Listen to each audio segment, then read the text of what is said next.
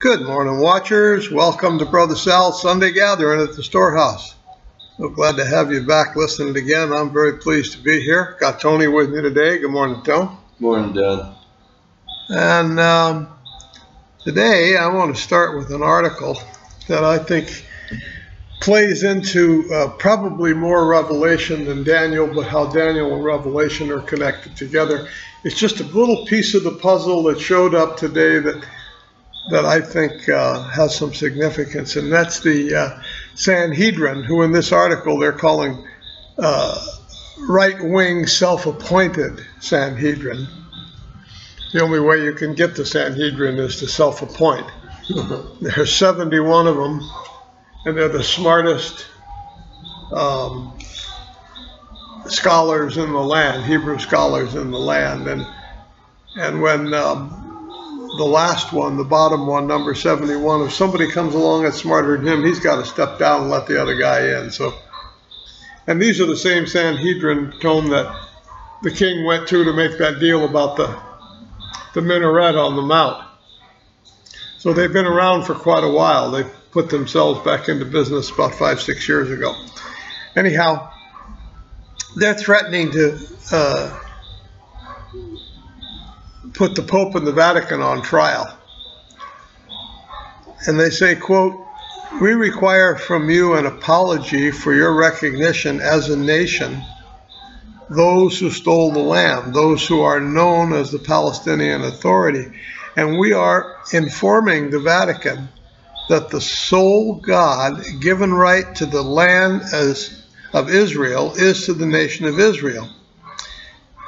In his honor, the Pope and the Vatican do not apologize within 2 weeks of receiving this letter, and if he does not change his ways, we shall judge these actions in the court of Mount Zion and a court of 71 Jewish elders of Zion, and enact the prophecy of the, quote, liberators will rise up upon Mount Zion to judge the mountain of Esau, and the kingdom shall be God's," Obadiah 1:21. "The court shall judge the Vatican in its presence or in absentia, and it is possible that the Vatican will be found guilty of anti-Semitism, as has been known to be done several times throughout history, and to place responsibility upon the Vatican for all of the outcomes of its actions." What do you think of that, Tom? Well, yeah, it's pretty good stuff. Now you're starting to talk about people behind the scenes or at the top of decision making in the world slinging some mud at each other, because you know, these guys see who the Vatican's backing, which turns out to be a Sunni caliph that behind a united caliphate certainly leaves open the possibility of overrunning the promised land with Arabs. And so they're not, I see that's what's behind it all, is they see the Vatican's not coming down hard on their side and denouncing all the countries that stand in the way of Israel's freedom and independence to have that land. So the first thing I would argue with the self-appointed Sanhedrin is, well, wait a minute, didn't God kick you off that land? I mean, didn't he claim you'd be scattered amongst the nations? And I mean, only Isaiah says that you'll be called back, but are you recognizing then this called back of Isaiah?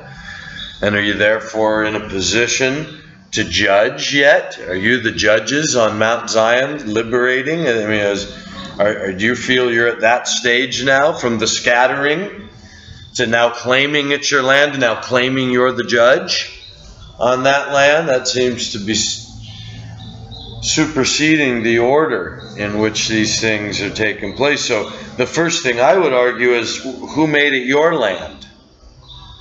Oh, the British Empire? You mean the ones who stabbed the Muslims in the back? You know? that promised them a caliph 100 years ago, told them, if you help us, if you guys will band together on our side and defeat this Ottoman tyranny to the north, then we will give you all this land, Hashemite king, for helping band the people together to help us, and it'll be yours. And you can have your Islamic State here. And that lasted a week. And then they took it back and said, actually, wait a minute. We have a different plan right now. So those are the people that established Israel. I mean, you can read through it into a symbolic way and say God reestablished the state of Israel, but you know, that goes back to pointing out what some of the prophets argued. Why does God use worse people than the people he's punishing them to punish them? He uses the ungodly to punish the semi-godly. You know, the people that at least know him and are falling away from him, uses people that don't know him to punish them. And that's been something the prophets have been pointing out to God for an awful long time. And God's answer is always the same, that he does it to drive them back to him. He does it to show that their favoritism isn't in the fact that God chose them, but in the fact that they follow God. If they don't follow God, they're worse off than the people that never promised to follow God. These other people there, they've been following that tree for generations, so I don't have a deal with them. I have a deal with you. You broke the deal. I'm using them to punish you. Why not? You know, them I didn't make a deal with. So that's the whole idea. I'm driving you back to me through them because you're the one that's supposed to recognize the difference. They're not. They're not held responsible on that count. It's the same argument I make to the Christians about Christianity. How can you possibly hold everyone in the world accountable to the same verdict of eternal life or death based on the knowledge of Christianity, when most of it we see has come down to us as, you know, historical nonsense, a corruption of Scripture, an abuse by people like Calvin to justify justifiable sinning. It's okay to kill people that God judges anyway because it's all predestination. You know, all that is, I mean, the church atrocities that these guys right here in this article you just read, Dad, I mean, the Catholic Church atrocities that come down from Rome in persecuting the righteous of any particular time and land. I mean, it's a history full of it. So you're going to say that the people who have lived during this persecution and have lived perhaps in other countries where their own culture superseded the words of Jesus, like Hindu culture or Chinese culture or somewhere else, that in their earthly life they're going to be held to the same measure as the Christian church, quote unquote, the ones that have grown up in that word? I don't think so. I think it's like the Jewish thing. It's, you know, as a Christian culture, you're held to that word of Christ and that law of Christ and that opportunity of Christ because, hey, you were the one that got the word. The fact that all knees will bow is an eternal promise of redeeming creation through the Lamb slain from the foundation of the world. Not this temporary promise to follow this Messiah and therefore have no taste of death and the grave, implying as it does that everyone else will. Not necessarily that everyone else will burn eternally. And that's where things get crossed up. But to get back on point here, these Jews are accusing the Vatican of all these crimes, and I see a lot of this as a politically motivated.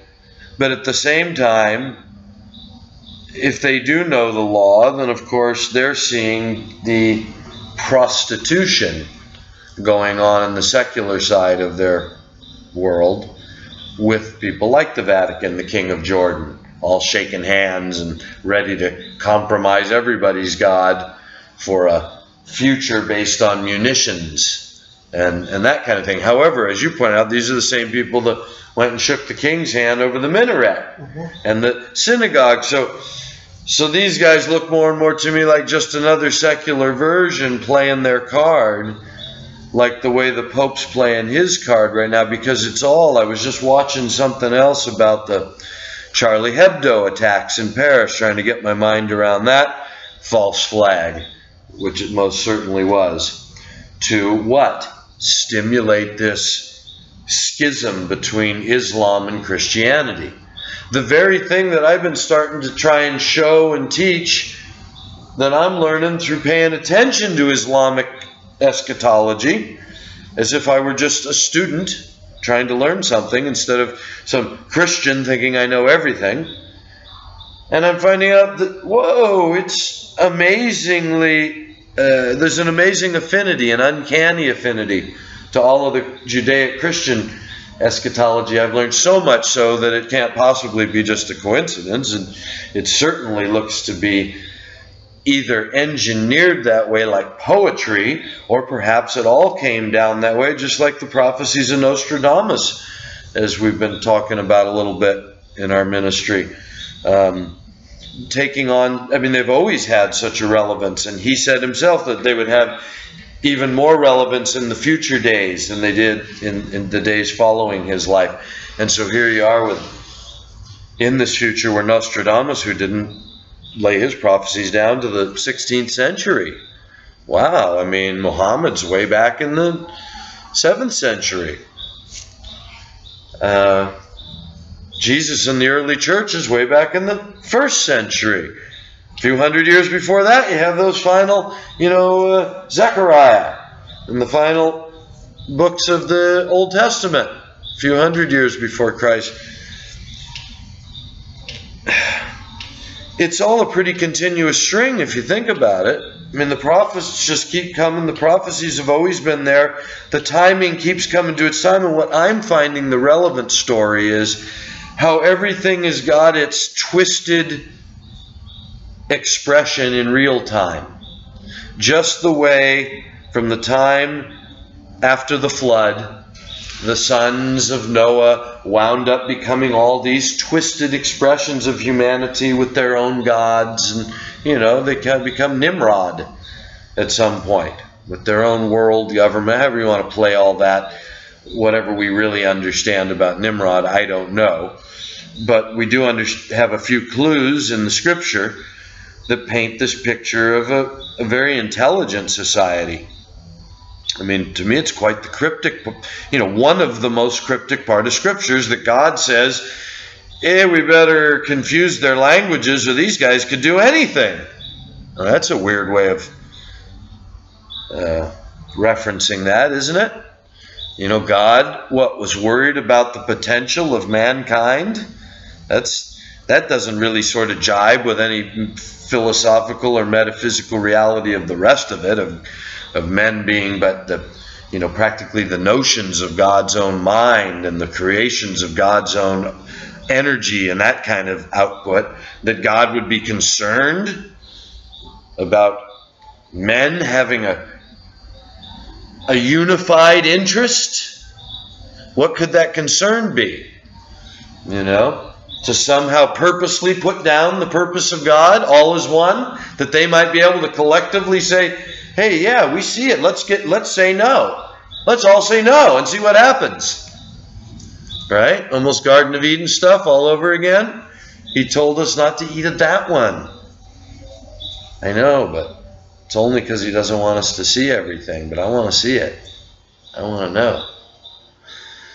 So I'm not sure, but it's kind of, for me, the real cryptic sense that it's recorded of God, that God said, let's confuse their languages, or, these guys could do anything, paraphrasing, at the Tower of Babel.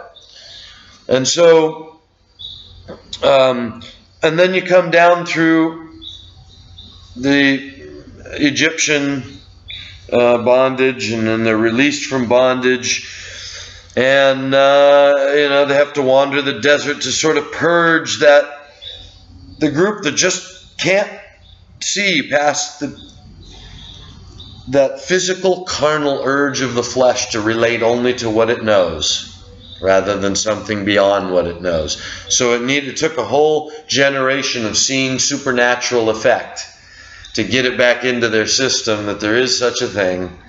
Okay, if God says it, okay, if His prophets say it, we better believe it. You know, there's consequences, there's rewards, there's whatever. There's a supernatural effect on life suddenly close enough to life to infest it with that belief, that faith that makes you act on it. Mm-hmm. Well, but then that deteriorates over time.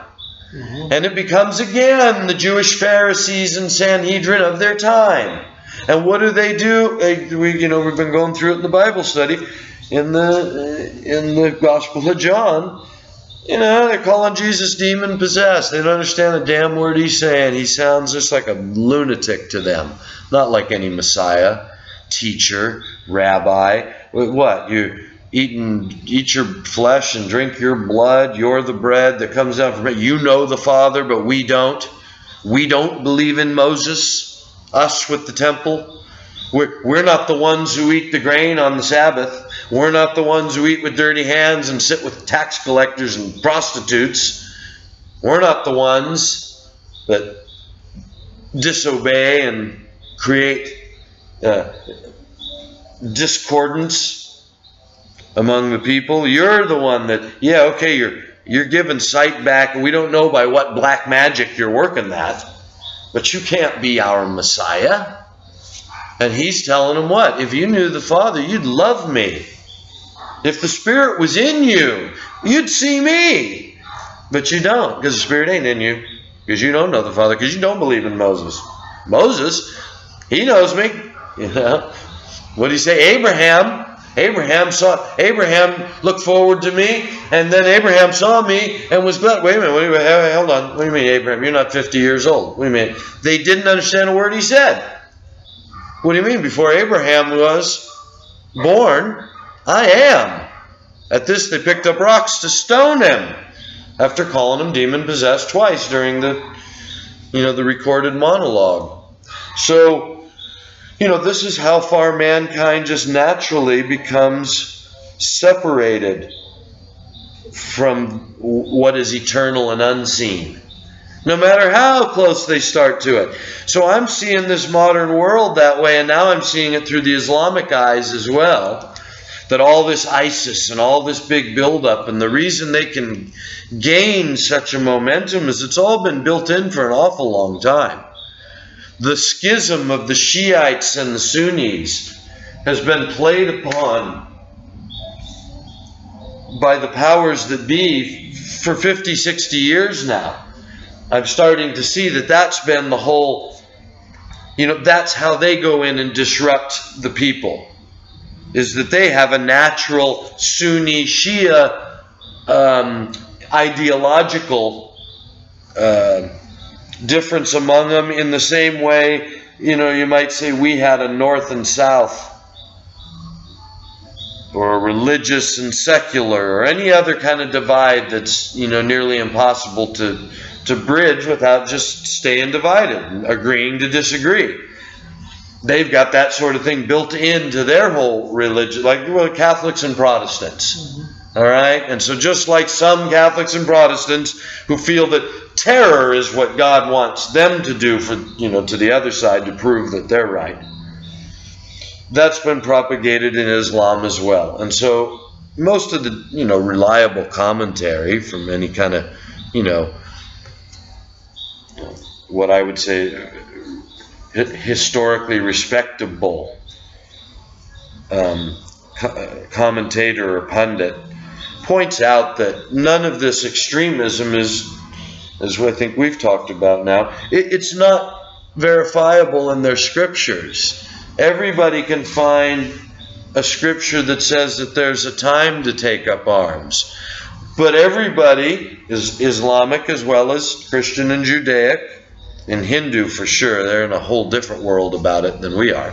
They're on a reincarnation path. They're not allowed to hurt flies without possibly coming back as a fly that gets squished by another ignorant human. So they're on a different path. So are the Chinese. But of the monotheistic religions, they're all forbidden to take their particular scriptures in isolation outside of the whole teaching. And so when you look at the whole teaching, well, wait a minute, it does not give you the right to take up arms against anyone you disagree with at all. That now justifies the Inquisition. That justifies crusades. That justifies all sorts of death and killing in God's name. But when you take all the scripture together, you see that in fact the person of God is bound to find a way around that carnal way of murder, because thou shalt not kill. You're not allowed to murder or judge. So how do you kill? In fact, and then you get to the Christian side of it, you got to love your enemies. You're not allowed to judge whose life gets to be taken, and you're not even allowed to hate people that you don't like, or that are different from you, or that persecute you. I mean, that's how far it really goes on the true religion.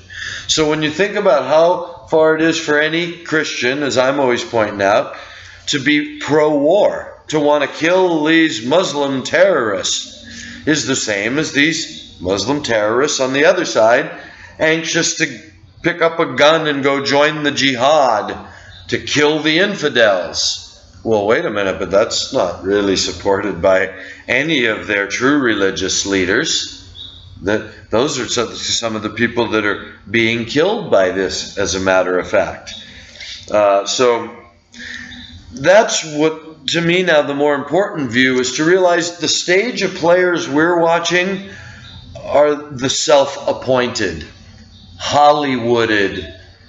You know, they're the ones that get the pages on the magazines, because they're the ones telling the narrative that's the official narrative. And it's coming from all the different perspectives. The blue team and the red team. And the yellow team and the white team and the black team and the green team. Everybody's got to be represented, so that the divide and conquer method, you know, they can predict where everyone will go, because they know what they're providing the options, and they're pushing the people in that middle to go toward one of the, be comforted by one of those options, not in the center trying to decide for yourself. Right? Nowadays, that's what is being shown to be systematically removed. We want you to think you've got political choice, even though every, again, reliable journalist worth anything at all has pointed out that our political system has to be scrapped. There's not a thing to it. Our electoral system in America, is all a big show that would never amount. It doesn't matter who you elect to Congress. It doesn't matter if you write your congressman. It doesn't matter everybody writes their congressman. They'll simply use that information to convert their perspective. Now, oh boy, we got to do. Did you see how many letters we got? What do we do with these people? We're not going to change. How can they change? Their commitment is to doing what they're doing and controlling the people. So all the people are ever showing is at what level the mechanism needs to be applied to control the people. So that's what everybody's invited to do, and have their opinion and scream and yell and join their clubs and go camp out in your walkout and your sit out. Do we see those reaching 1 million person march anymore? No, not really. Because they're keeping control of it. They're giving the different teams, and they're orchestrating the different rallies and the different things. And for the most part, they're keeping everybody scared to death now. Now they're showing these shootings and bombings and all the, I hope people realize, if you do your research, it is not conspiracy theory to understand these are all false flags. They're pretty transparent.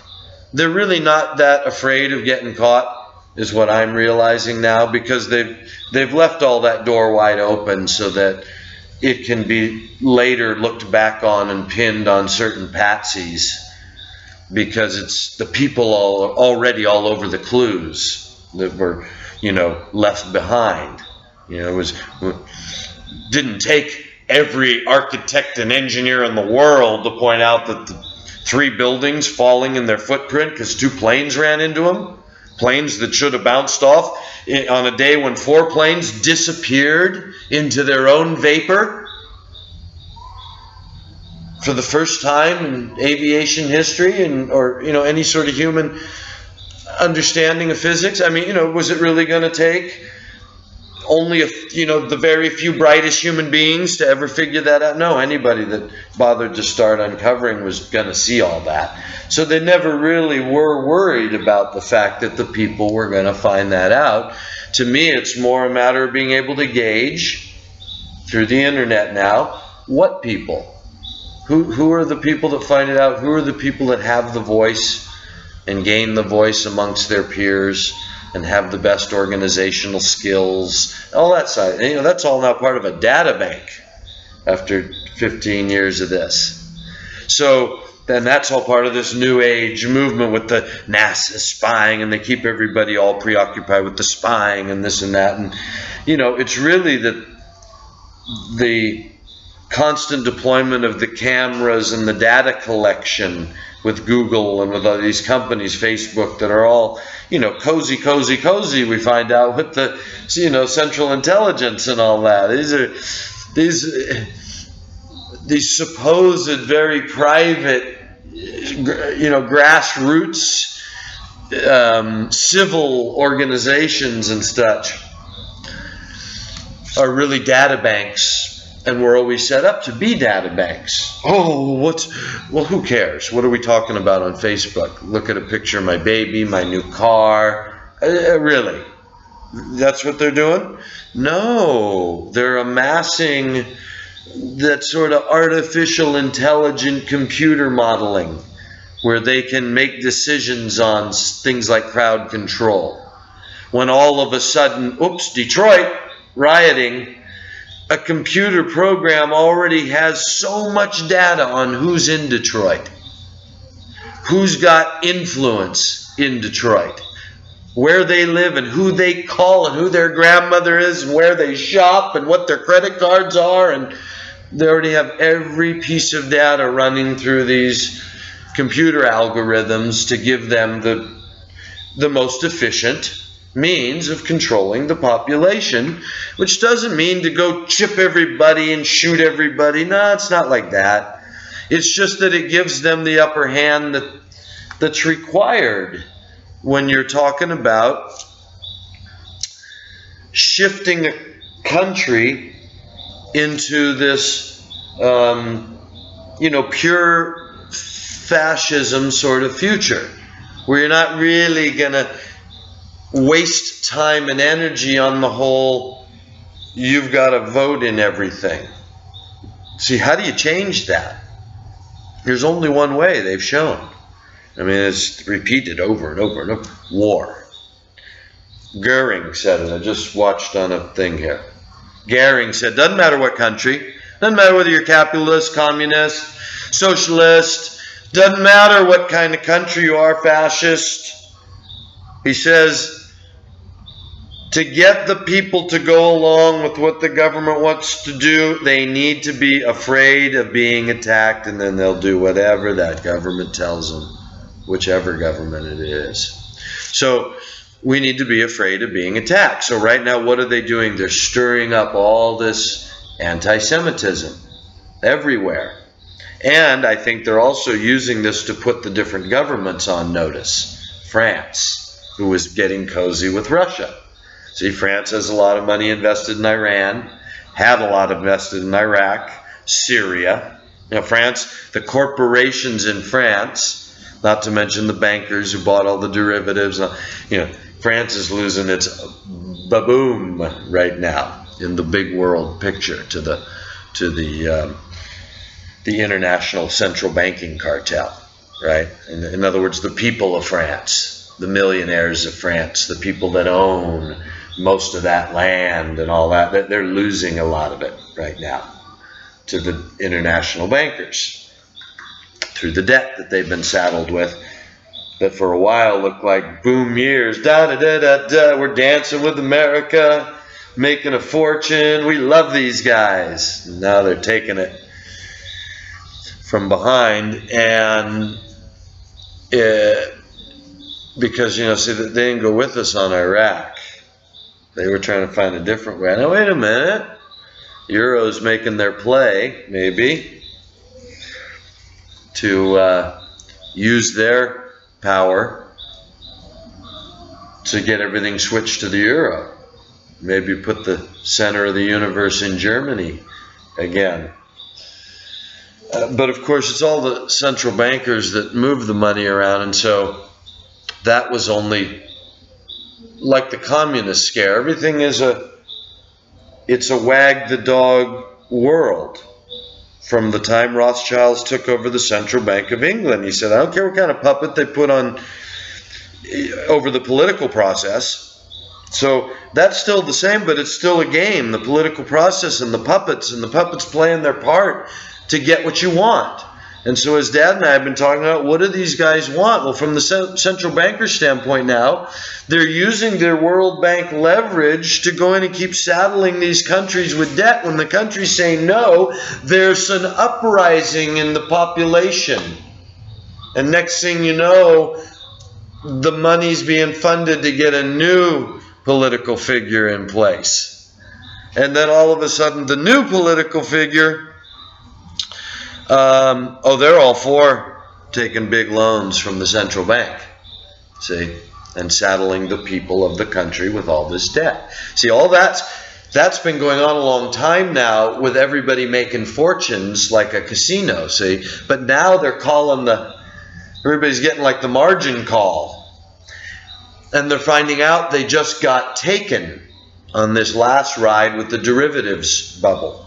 That was setting them all up. Anyone that wasn't on the inside of that. And so, how are they paying for it? At the top of each of these centers of power, these smaller breakdowns of France, Germany, Italy, let's say, call them sovereign breakdowns, the millionaires and billionaires in these countries. Well, they're all for the measures that the World Bank, well, here's how you do it, guys. You put austerity on the people. Clamp down. Squeeze them resources. Give them to us. Okay, masters. Because what's the other choice? Well, but wait a minute. That'll only work so long. And then what are we going to do? Don't worry about that. Well, yeah, but I am worried about that. Oh, yeah? How'd you like to see that guy elected president instead of you? Okay, austerity it is. And so that's what we've seen these last few years. Squeezing the money out of the system itself through these measures they call austerity, pretending that it's so important that these banks get paid, when now it's coming to the surface. It did in Iceland, and now through places like Greece. But see, Iceland never had the central bankers. That's what I find out today. Only 9 countries in the world have never had the Rothschilds central banks. Russia, China, Iran, Venezuela, Hungary, Libya until just recently, Syria, I'm missing a couple, Cuba. Isn't that funny? All of our arch enemies that we've been waiting to attack us through communism, oh yeah, Korea. All of our arch enemies are just simply the people that have never had a Rothschild central bank in their country, running, loaning them money, and therefore enslaving their people's future to a debt they can never repay, which means at some point when the margin call is made, well, you pay with your people's everything, and then what? Well, then you pay with the people's holdings, the land, the ports, all your best property, and then eventually, I guess, everything, all your property, and then we'll let you live there. We'll make a lease, in lieu of the fact that you owe us $100 trillion and you can't pay it ever, we will then now take your country on as a welfare state, and we will be in charge of everything. See? I mean, what else can be the end game if you're at the top? What do you do as you keep owning more and more and more? Except finally eliminate that competition, because you're always at the risk that somebody can arise and get all the people together and say no, like Gandhi. Come and kill us all. And that looks so bad. It's hard to cover that up. If you can get them to kill each other, keep it in a constant hostile state, Well, you've always got that means to go in and get the current government overthrown by another one because, well, they're always at war over there. Constant civil war, the Shias and the Sunnis. So it's not hard to just go say, oh, there's a Shia in power. How about if we give a huge amount of weapons and money to the Sunni force that looks, that's dying to kill the Shia force that's in power.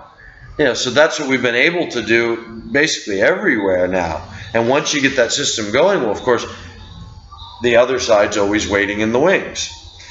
And so I'm seeing that with this announcement by the Sanhedrin. They're one side of the equation, the Catholic Church now is the other. Well, yeah, because look what the Pope is doing now in his trip through South America. He is condemning the capitalists now and trying to tell these people they got to have a different kind of a community. And what he's being accused of is a social gospel. Well, the thing that I fear about what the Pope's message there, of course, it's one of those dangerous messages that's all true, but perhaps in a false context, because if what the point of it all is to take up arms against the terrorists, if ultimately what he's calling for is we all have to be good Christians and fight this capitalist system, it's the same thing the false Mahdi is coming out and going to war with the Muslims, saying that the proper jihad is to put down the oppressor. Okay?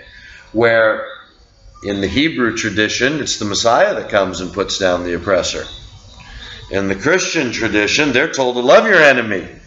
God does the judging. God does the revenge. You don't do the revenge. You don't do the murder. You don't take it into your hands. You let God do that. Okay, so same thing in Islamic tradition. Their proper Mahdi comes, Jesus comes and confirms their Mahdi in the face of the false one. And so it's not something that's won through battle and killing. And so all of these are, to me, these false representations of the real powers that exist, the supernatural sort of spirit of everything that's happening in ultimate reality that's playing out now in our time. The Hopi saw it as the purifier that's coming in this fourth age that's ending and the fifth age is beginning. And a lot of the astrologers have seen it with the age of Aquarius beginning. I mean, there's all this stuff that the Mayan calendar, there's a lot of interesting confluences right now where all of these different streams of ancient thought are coming to a head at this very moment in time. And so in the light of that, it only makes sense that there'd be these extreme expressions in the negative sense if you look at history. Judaism was so against the Messiah that they killed him. So they're so against the Messiah at this time that they're ready to call a false deliverer their Messiah. The Christians are so lukewarm that they're neither hot nor they're putrid to the flavor of the actual Jesus, the Messiah, the Savior, the sufferer that gave his life for his friend, brotherly love, love your neighbor, take care of the needy. That Jesus throws up the church at the end. Can't swallow it. They're neither hot nor cold. So it seems like the Catholic Church represents, in a way, this secular idea, this lukewarm, this Jesus yoked to power and money.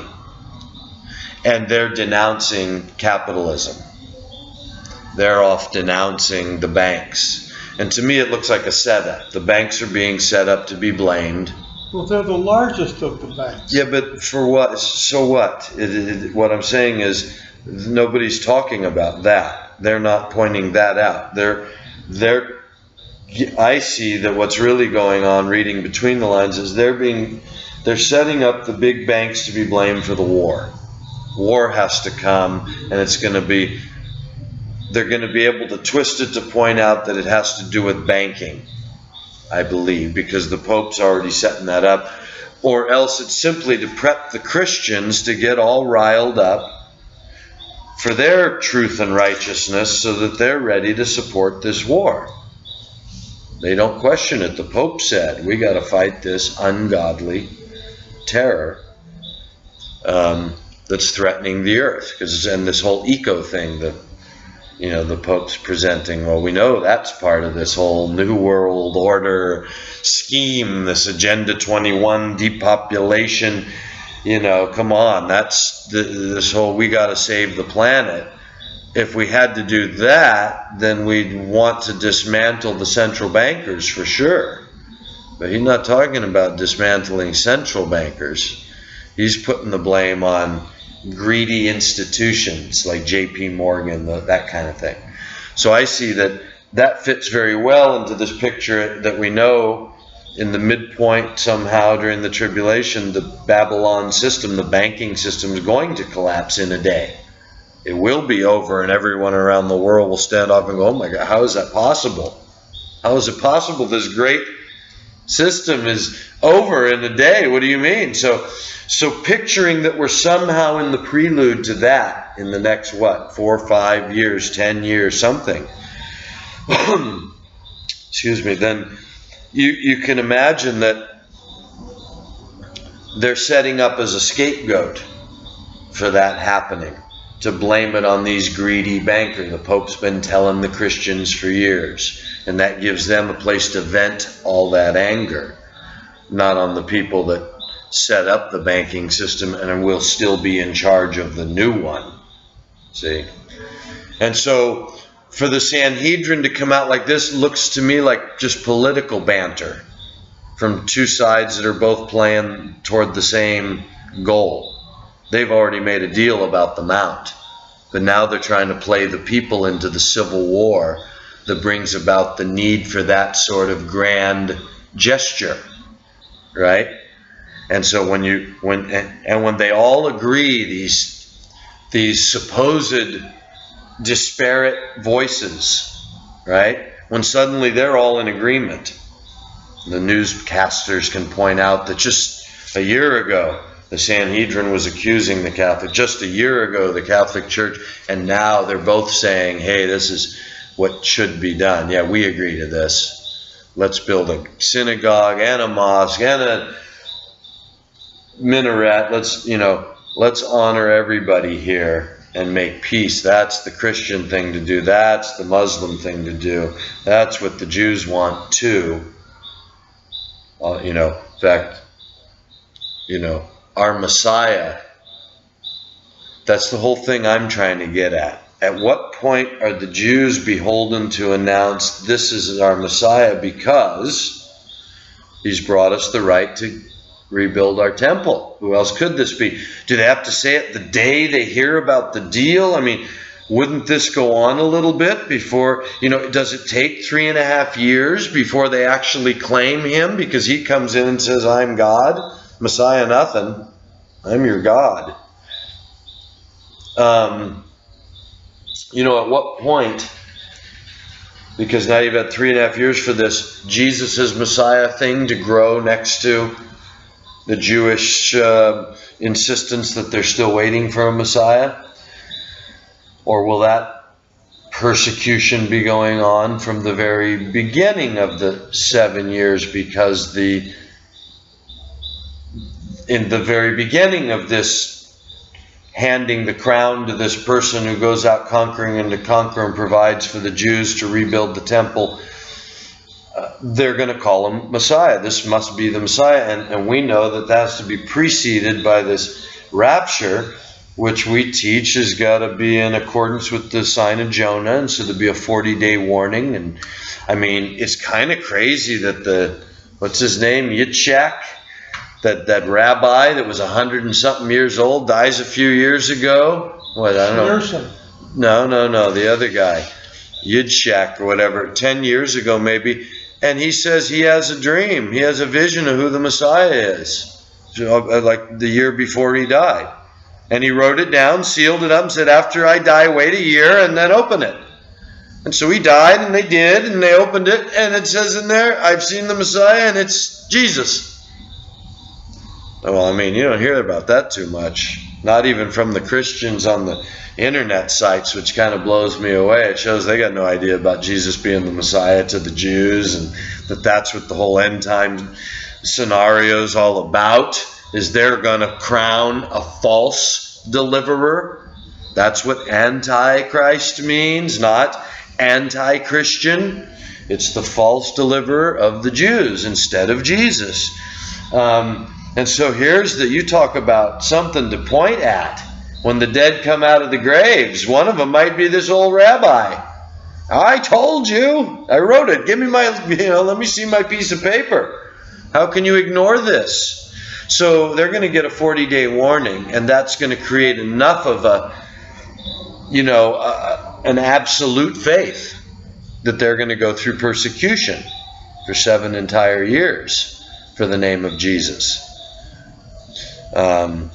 That's probably what's going to drive the Christian church that's lukewarm and been spit out of his mouth and missed the rapture back to Jesus, is realizing, wow, the Jews were over there claiming Jesus is the Messiah and came to him. The dead rose. They told us. And now there's this big thing going on in Jerusalem where some people say Jesus is the Messiah. And see, that can be used politically if at that same time the nation has just said, hey, the Messiah has come. Look, he's given us peace, security. He's gone out conquering our enemies, or is going to, or whatever. That's why I don't see how they call him Messiah until he provides them the peace and security, not beforehand. And it's not till after he goes conquering and to conquer, you would think that he can provide them with the mount and say, yeah, start rebuilding your temple. And they can say, here's our Messiah. Look, he's got Jewish blood. He's a Muslim king. He went out killing other Muslims on our behalf. He's satisfied. He's their Caliph. He's our Messiah. Hallelujah. God is one. See, everybody, I don't know how the Catholics are satisfied with that. Jesus is, blesses this. How's that possible? See, because why? The Christian church doesn't know anything about Jesus being the Messiah of the Jews. Oh, he's coming again. But, oh yeah, your Messiah came? Oh, fantastic. Like, not a big deal that the Christians could just swallow that. Oh, did you hear the Jewish Messiah came? I mean, how many Christians wouldn't even bat an eyelash at, following on Fox News the report that the Jews had just crowned a Messiah? Isn't that wonderful? Now Jesus can return for the Christians. Or whatever. Something ridiculous like that, because they don't make the connection. That's the whole rub in the whole story.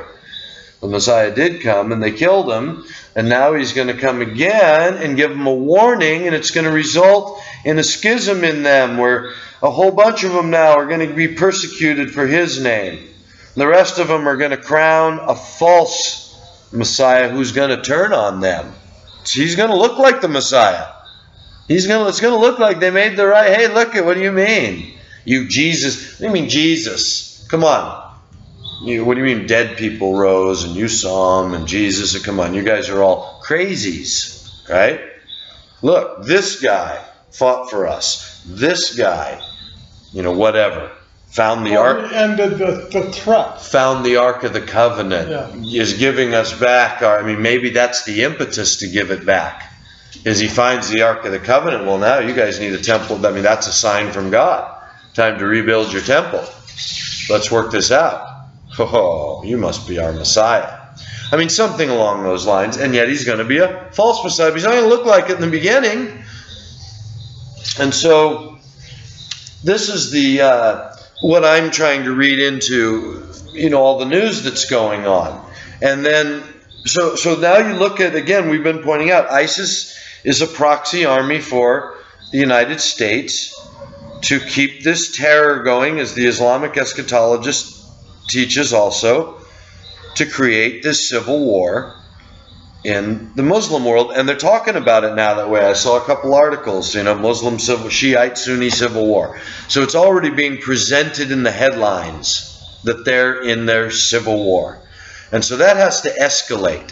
And what this Islamic eschatologist points out is something I've been saying for years now, last couple of years, is that it seems to me to get to the point that the Jews can hail someone their peacemaker and save them as a Messiah must do from destruction, that destruction must look imminent.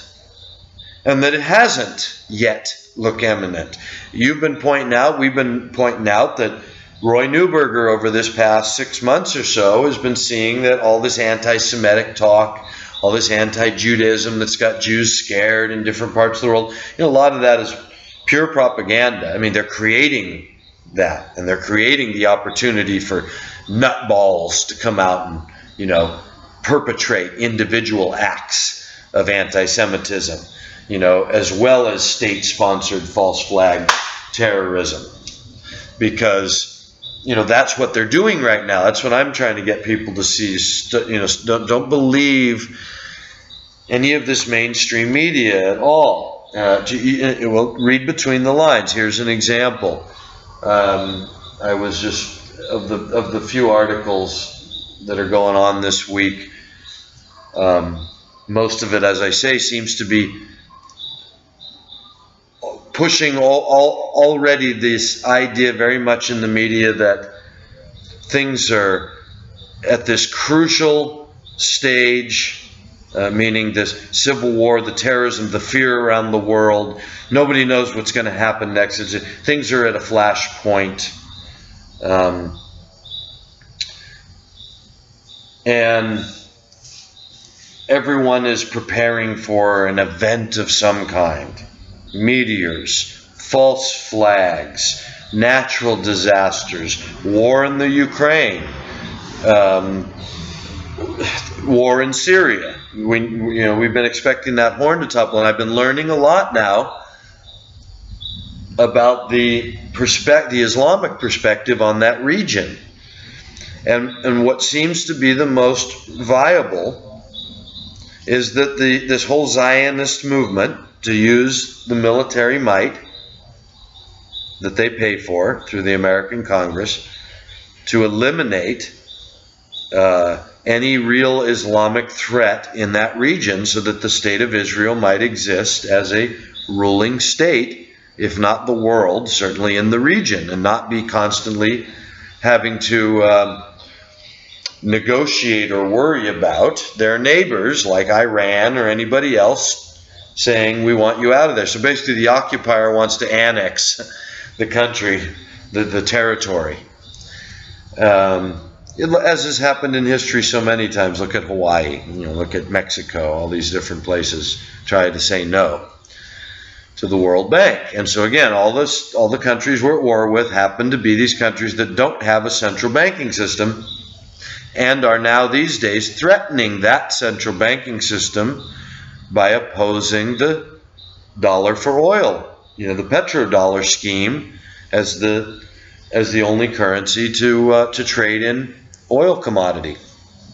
And so what you see in that region is the destabilization. Originally it was to put these puppet governments from the 50s on in these places like Iraq and Jordan and Saudi Arabia and Egypt and Iran originally, so that surrounding Israel they could constantly keep unstable regimes.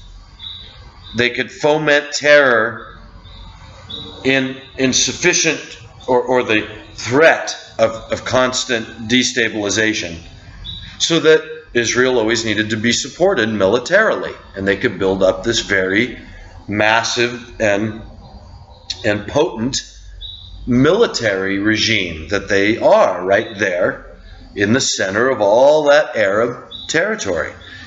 All these countries that are denied those weapons. Remember, the only other real big cache of our weapons are in Saudi Arabia. That's our client state. Those are our weapons over there. And the largest U.S. military base in the world is now in Iraq. And so Iraq, over the last dozen years, is it's full of American military weapons. So you got Israel and Iraq and now Libya, full of UN military weapons down there. Jordan gets a lot of weapons support from us. So when you think about it, Syria, Iran, these countries that are, up until this time, Libya, that weren't going along with this central banking system, that weren't going along with Israel having their way in the region. They've maintained a certain stability in their own right of resisting the Western way. And now they're the ones that are being taken out of the way. But meanwhile, the whole point of keeping everything unstable is what I've been trying to get at. This is on purpose. That's why we took out those old regimes like Mubarak and Saddam Hussein and Libya, which had a stable Islamic government in there that was opposed to Israel and the Western central banking. Well, now they've got a crazy, ISIS rebel army in charge. Egypt's got a military wacko in charge. These are all things that the Islamic eschatologists have pointed out. This is all by design. Israel's laughing their butt off. This is exactly what they wanted. Because what they're trying to create is this tremendous instability now, Islamic Sunni Shia civil war. Those guys now, because all these territories are up for grabs, see?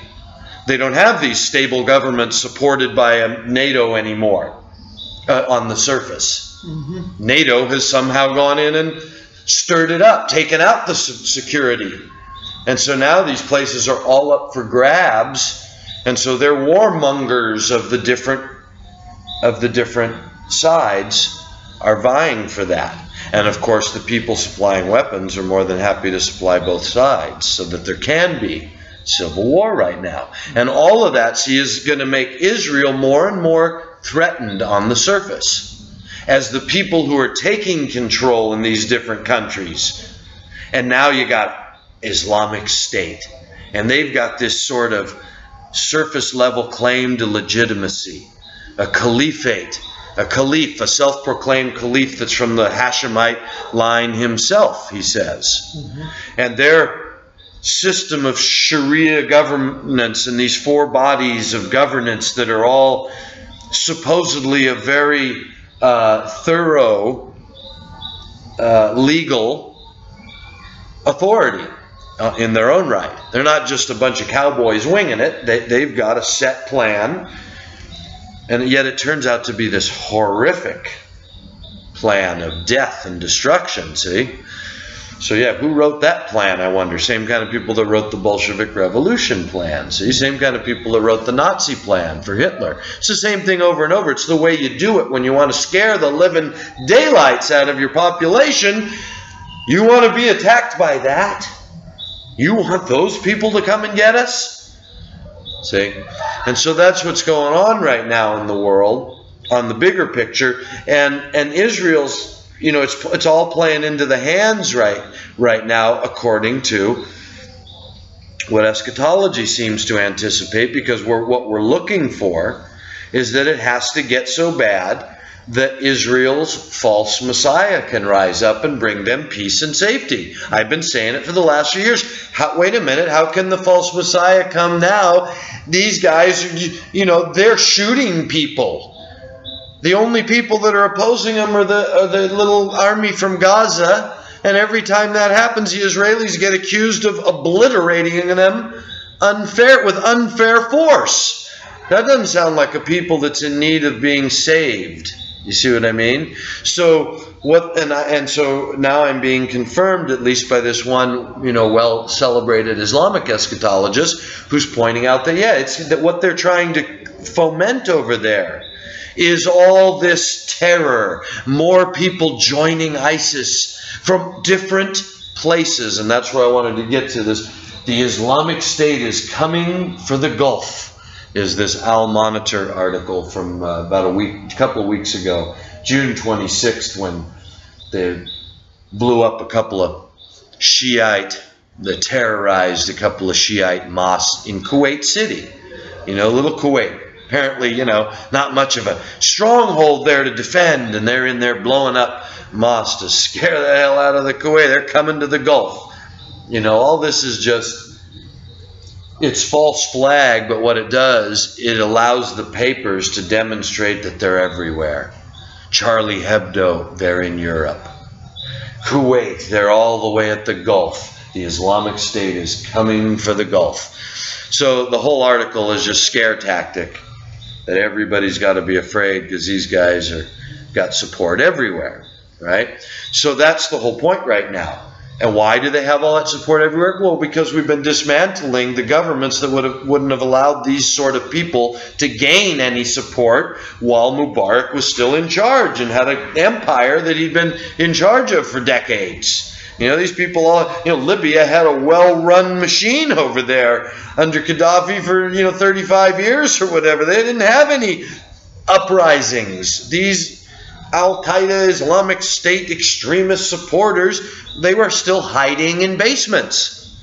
They weren't running the government like they are today, or fighting over the other extremists that were in basements across town. But that's what we've let out of the bag on purpose, is what's going on over there. We've let the extremists out of the Sunni and Shia basements, and funding them and giving them weapons that they might go kill each other, until it gets so bad and enough of them join this great Islamic State movement, and they're so admittedly hardcore that becomes a real threat to Israel, because what they start talking about is, now we're coming for you, Israel. And the whole world I mean, that's what I'd say, you know, if you want to see if we have our finger on the pulse, that's what I'm saying to watch for, is that over this next 6 months, by the time we're talking about it next year, what we'll be talking about is Israel afraid for their lives because the Islamic State has grown so large, and they now have supporters from Egypt and the Sudan in Africa and Libya, all the way to the borders of Jordan, where poor Abdullah is doing everything he can to keep the walls of the monarchy from falling into the hands of the Islamic State as the last moderate in the region, which is why he can be given the crown.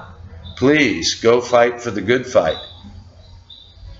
And he goes out conquering and to conquer. And I say it can only be after he does that he can then be the false Messiah. So, but that's what I'd be looking for now, is, as I've been saying for a couple of years, we're waiting for the time when Israel is so threatened. That's when you really know you're at the door of their Messiah showing up to relieve that threat, so that they can call him the false Messiah. You know, theoretically, the rapture should happen just before that happens, but I'm still, you know, I'm trying to get my finger on the flesh and blood of it all. For me, these events can take years to unfold, and we've always seen them happening all at once.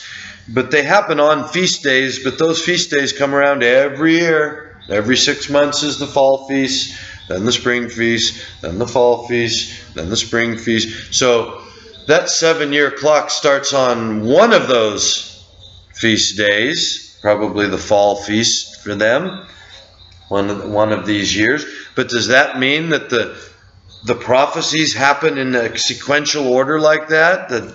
That he doesn't go out conquering and to conquer for years before the next part of the prophecy kicks in? We'll have to see. Nostradamus said that the war would go on 27 years. The Quran has similar references to this long war that we're most certainly in now. And it has gone on for many years now over there. This war to completely disrupt the Islamic world. And why are we doing that? Because we want to set their world on fire into a civil war situation where a bunch of maniac warlords can seem to take over. They will take over, but they'll be funded and helped by our military-industrial complex to get it done. We'll have to see the fall of the Syrian regime, which is a pressure point for World War III with Russia, because it brings Iran and Russia into some sort of necessary moment of decision. Do they defend that territory, or do they take another step back like they did in Libya? China and Russia abstained when the vote was to go in and take out the Islamic State, the Islamic regime in Libya, and let it turn into a war zone. But in Syria, Russia already said, hey, we will not let that happen. So we couldn't go in there in the same way, so we've started it this other way. But this other way, I think, is all part of the plan, because this Islamic State and all, this is what's fomenting civil war. This is what's allowing for all these very deep grassroots hatreds and anti-Semitic talk and actions and individual expressions to come out and become something a fire that's very real, even though it's still controllable, even though there's no doubt in my mind that there's people with their fingers on the buttons that can, Israel's not really worried. They're baiting these people into this. Mm-hmm. And yet what we know from the prophecy is it all goes wrong, because they do call this guy Messiah. They do get the right to set up their synagogue again. So they must feel that everything is going right. Their false Messiah is out conquering and to conquer. War follows him. So he's warring against these nations like Syria and these hostile extremist Muslims. And so he's killing off all them, which the Quran gives us insight into. The false Mahdi comes and slaughters a third of them. And so this sets up this time of feeling that they've got security now. I mean, their money put all this together. Their weapons and intelligence is what Jordan is, just like Pakistan is an extension of the CIA. They don't have their own intelligence agency that decides if they're going to coordinate with ours. Their machines were put in by us. They're allowed to work those machines for us. Is how it really works. Jordan's in a similar situation. I read today, so is Morocco. They're the other monarchy being kept alive in all this. The other Sunni monarchy. They're one of those 10 toes on the kingdoms as well. See, that are going to give their vote to the king for an hour to get all this done. Let's go get those Jews off here once and for all. Mm-hmm. See, that's what's really coming. See, that's where the false Messiah shows his colors as false. And so we've been anticipating what kind of event. For many years we've seen the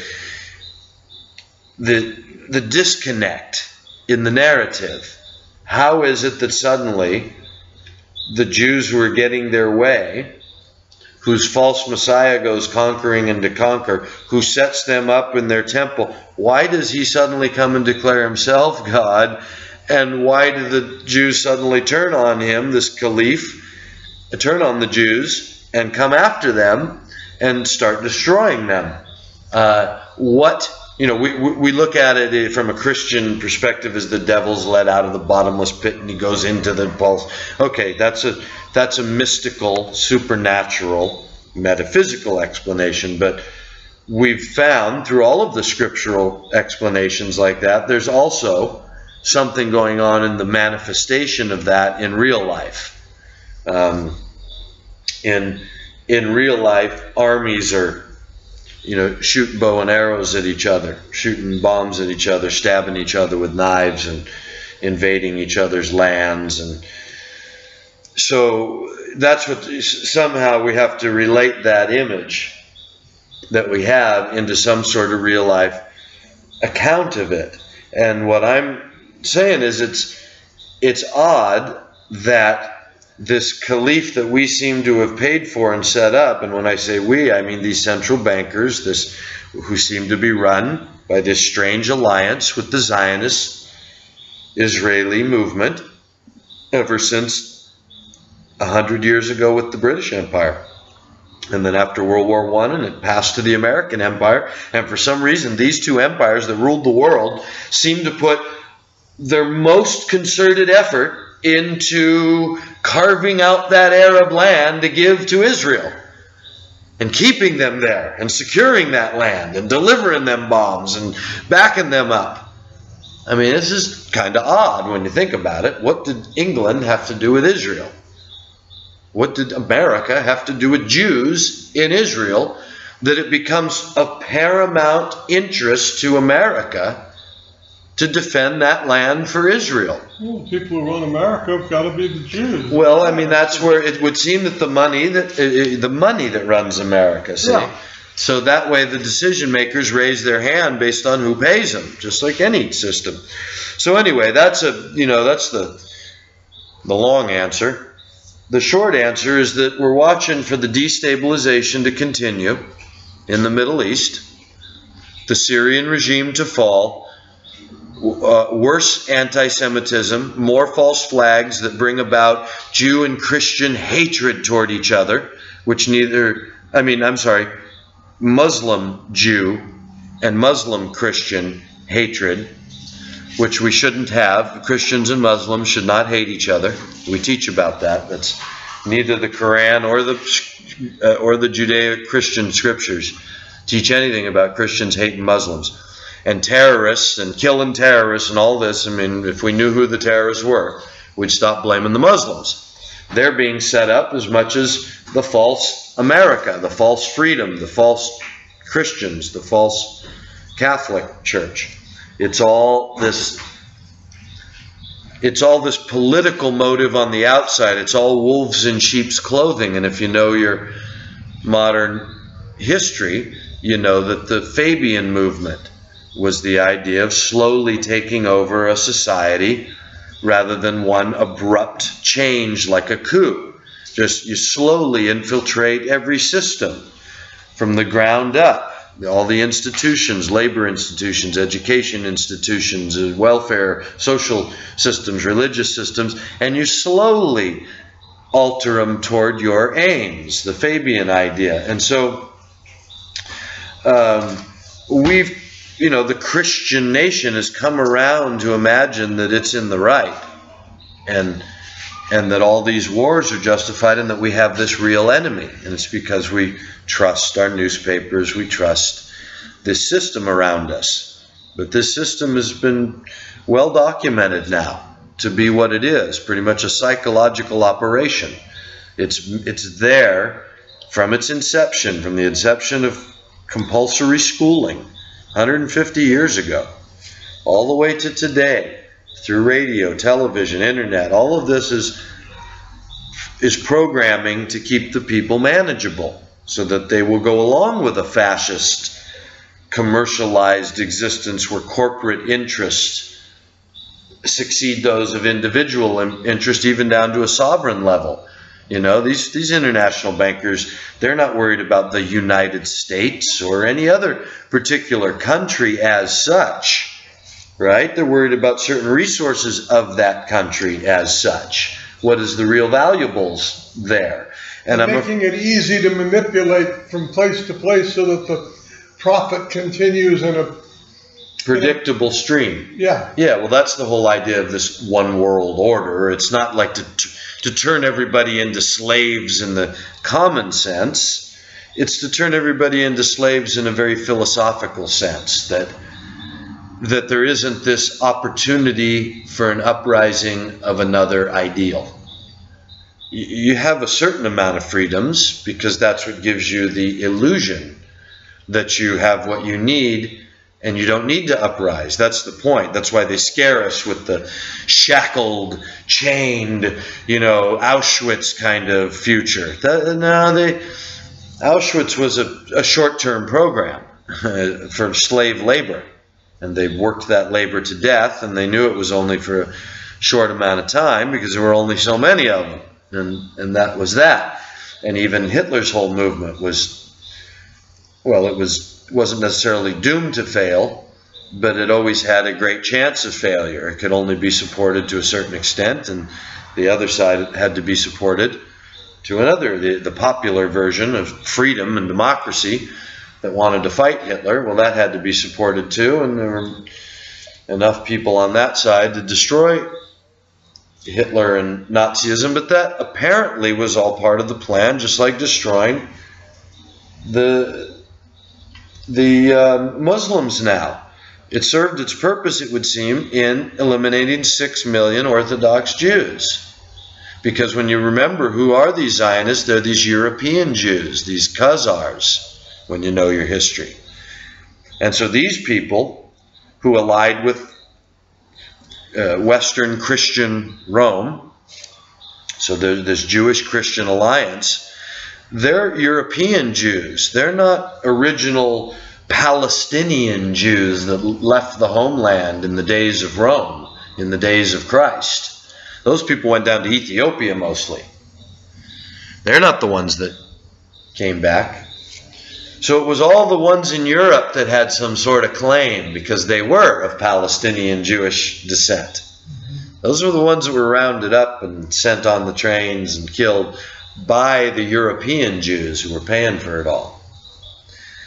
In the history of it. So, I mean, put it all into a place, stop reading the papers, and looking at all that trash, except to read between the lines like I've showed you, Al Monitor, Islamic State comes to Kuwait.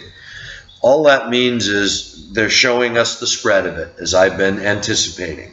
Since we didn't stop it when it was a nothing thing that could have been stopped with 2 SEAL teams and a couple of helicopters, but instead we've managed to aid it in this growth. And now you see from the Islamic point of view that they're waiting for the slaughter that's predicted in their prophecy. The slaughter of the Islamic people is going to come. And they know that. The sacrifice of the Islamic people, they see it as. How's that? They're waiting for that to come as part of this end time catastrophe. So see, they see that coming just like the Jews see that they're only going to have a remnant saved. That's what's in their prophecy.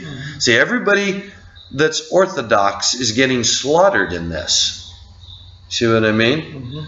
And so it's only because God comes back, whatever that means, in the sense of the supernatural happening. Well, God comes back so that they don't lose that land that was given to them. No, what I mean is only because God comes back, and whatever that actually, how that manifests, results in the mighty men and the captains all being killed.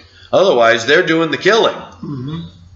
But God finally cuts it short, the sacrifice of the Muslims, the real Muslims, and the slaughter down to a remnant of the Jews, most of them who are not real Jews, right? Who were told they were going to be slaughtered to drive them back, right? These ones that are claiming the land is theirs and that they're going to take it back through munitions and through all these alliances with these evil empires, just like the tribes of Israel did, to be thrown off the land in the beginning. That's right. So anyway, maybe we should end it at that this week. Thanks, Ted. Oh, thank you, Tony. That was another really good explanation of the happenings that have put this whole picture together for us now. And we know exactly what to watch for now. We know who to watch and why we're watching them. We started this out so many years ago with understanding where to look, what to look for, and why we got to look there to see it. And because we did, we got to see it. We watched it and we got to see it. Now there's enough on the table, verifiable, to put the whole system of dots together and understand what they're really doing. And I think a big part of the key to this was learning the eschatology in detail from the other side, because we're pretty well established in our knowledge of the eschatology from the Judeo-Christian side, but it's all very confirming when you start to study the Muslim side of this picture and understand that they have their real Muslims, just like the Christians have their real Christians and the Jews have their real Jews, the Orthodoxy. And these people have got to be taken out of the way, otherwise they'd never go for the plan that's been laid down. And here we are, summer of 2015, looking forward to spring again of 2016, because don't forget, the Jews it becomes 2016 for the Jews in October. And that's the time to really start watching, because things I think have got to start moving along pretty quickly now. Everything seems to be in place. But these things all take time to work through. They all take time to work through, as we found out watching all these years when we thought it was going to be a lot quicker than it was. It turned out to be a lot longer than we thought. So anyhow, remember, this is a storehouse where you get your meat, and if it is the place where you're getting your meat, then stand up and cheer loudly, because it's offering time, and those offerings are frankincense offerings, offerings that come with hilarity and joy, because you understand what you're doing, you know, and you do it wholeheartedly. You give to the storehouse where you get your meat, because it's keeping you informed, just as we have for the past, well, almost 20 years now, since 1996, on the internet, since 2003.